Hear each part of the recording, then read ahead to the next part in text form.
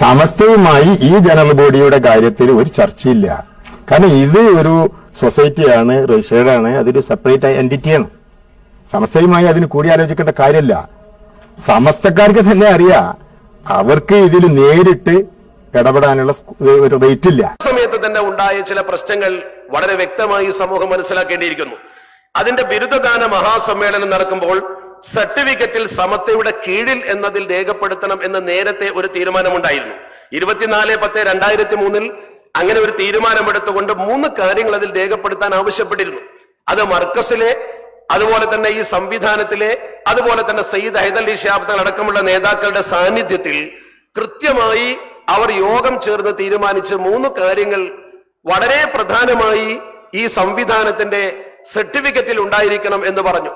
അതിൽ ഒന്നാമത്തേത് സമസ്ത കേരള ജംഇയ്യത്തുൽ ഉലമയുടെ കീഴിൽ തഅത്ത ഇശ്റാഫി സമസ്ത കേരള ജംഇയ്യത്തുൽ ഉലമ, അത് വളരെ വിശദീകരിക്കപ്പെട്ടതാണ്, പരത്തി പറയേണ്ട കാര്യമില്ല.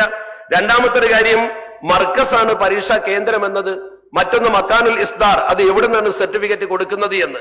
ഈ 3 കാര്യങ്ങൾ അതിൽ ചേർക്കണമെന്ന് വളരെ കൃത്യമായി പറഞ്ഞിരുന്നു. ഇത് 2013 ഒക്ടോബർ 10 തീരുമാനമാണ്. അത് സയ്യിദ് ഹൈദരലി ശിഹാബ് തങ്ങൾ അധ്യക്ഷത വഹിച്ചുകൊണ്ട് അദ്ദേഹത്തിന്റെ സാന്നിധ്യത്തിൽ എടുത്ത തീരുമാനമാണ്. ആ തീരുമാനം യഥാർത്ഥത്തിൽ CSE സംവിധാനത്തിലെ അന്നത്തെ അതിന്റെ നേതൃത്വത്തിൽപ്പെട്ട ആളുകൾ എല്ലാവരും പങ്കെടുത്തുകൊണ്ടെടുത്ത തീരുമാനമാണ്.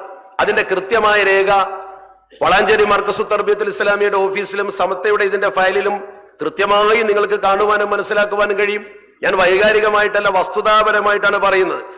അങ്ങനെ കൃത്യമായി ഒരു തീരുമാനമെടുത്തെങ്കിൽ, പ്രത്യേകിച്ച് സയ്യിദ് ഹൈദരലി ശിഹാബ് തങ്ങളെ പോലെയുള്ള ഒരു മഹാരഥനായ നേതാവ് അധ്യക്ഷത വഹിച്ചുകൊണ്ട് എടുത്തൊരു തീരുമാനം 2017 ഓഗസ്റ്റ് 6 സനദ്ദാന സമ്മേളനത്തിൽ പാലിക്കപ്പെട്ടില്ല എന്നതാണ് നമുക്ക് കാണാൻ കഴിയുന്നത്. രേഖകൾ കൃത്യമായി പരിശോധിച്ചാൽ അങ്ങനെ തന്നെ കാണാൻ കഴിയും.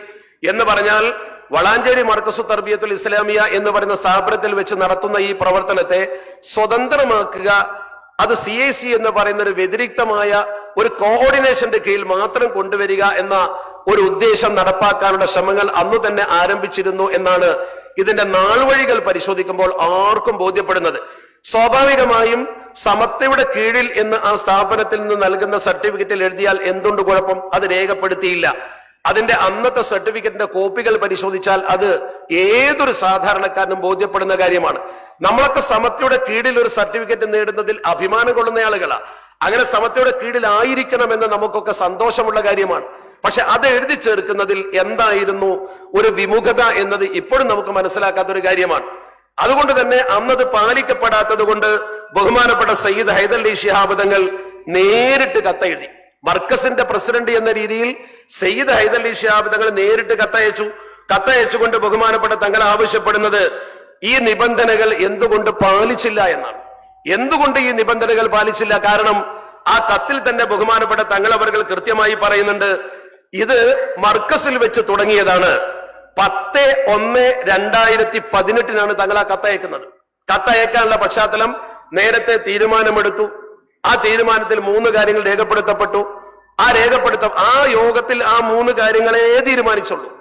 മറ്റൊരു കാര്യത്തിന് കൂടി ചേർന്നുകൊണ്ട് തീരുമാനമെടുത്തതല്ല. ഈ ഒരു വിഷയത്തിന് വേണ്ടി മാത്രം ചേർന്ന് തീരുമാനിച്ചതാണ്.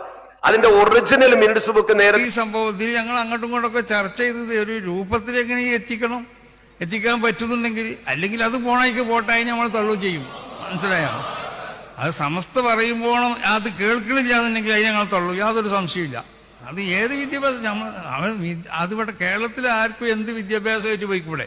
ഇന്ത്യയിലൊക്കെ അതിനൊന്നും യാതൊരു സ്വാതന്ത്ര്യ കുറവില്ലല്ലോ. അത് ഇവിടുത്തെ ഗവൺമെന്റ് അംഗീകരിച്ചാൽ ഇവിടെ ആർക്കും എന്തും നടത്താം. അതിനിവിടെ ആർക്കും എതിർപ്പില്ല. ഇത് സമസ്തയുടെ പേര് പറഞ്ഞ് നടത്തുമ്പോൾ നമ്മളത് നോക്കണ്ടേ? അവിടെ എന്താ നടക്കണമെന്നുള്ളത് അത് നോക്കാൻ നിർബന്ധമാണ് നമ്മളെ സംബന്ധിച്ചിടത്തോളം. അപ്പൊ സമസ്തന്റെ ആശയ ആദർശം എന്ന് മാത്രം പറഞ്ഞാൽ പോരാ, സമസ്തന്റെ ഉപദേശ നിർദ്ദേശങ്ങളെന്ന് അവരെ ഭരണഘടനയിലുണ്ട്. അതതിന് നീക്കിക്കളഞ്ഞു. ഉപദേശ നിർദ്ദേശങ്ങൾ എന്താ? സമസ്തന്റെ ഉപദേശ നിർദ്ദേശങ്ങൾ കേട്ടുകൊണ്ട് നടത്തണമെന്നുണ്ടെങ്കിൽ സമസ്തന്റെ ഉപദേശ നിർദ്ദേശങ്ങൾ കേൾക്കാനും വേണം. അത് ആദ്യ സമസ്തന്റെ ഉപദേശ നിർദ്ദേശങ്ങൾ എന്ന് പറയാം, പിന്നെ ഭരണഘടനയിൽ ഉപദേശ നിർദ്ദേശങ്ങൾ നിന്ന് തള്ളിക്കളെ. അപ്പൊ എന്തോ അതിന്റെ പിന്നീട് കളിയുണ്ട് എന്നുള്ള മനസ്സിലാവേണ്ടത്. അത് പറ്റൂല എന്നാണ് നമ്മൾ പറയണത്.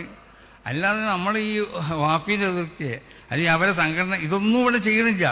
നമ്മൾ ചെയ്തെന്താന്ന് ചോദിച്ചാൽ സമസ്തന്റെ പേരിൽ നടത്തപ്പെടുമ്പോൾ സമസ്തന്റെ ഉപദേശ നിർദ്ദേശങ്ങളനുസരിച്ചാവണം അത് പൂർണ്ണമായിട്ടും. അതന്നെ തങ്ങളും പറഞ്ഞത്, സമസ്തന്റെ ഉപദേശ നിർദ്ദേശങ്ങൾ മാത്രമേ ഉപനിർദ്ദേശങ്ങൾ അനുസരിച്ചുകൊണ്ട് മാത്രമേ വാഫി സംവിധാനം അത് മുന്നോട്ട് കൊണ്ടുപോകാൻ പാടുള്ളൂ. നീ ഇപ്പം തെറ്റ് നമ്മൾ തമ്മിൽ ഒരു എതിർപ്പില്ല.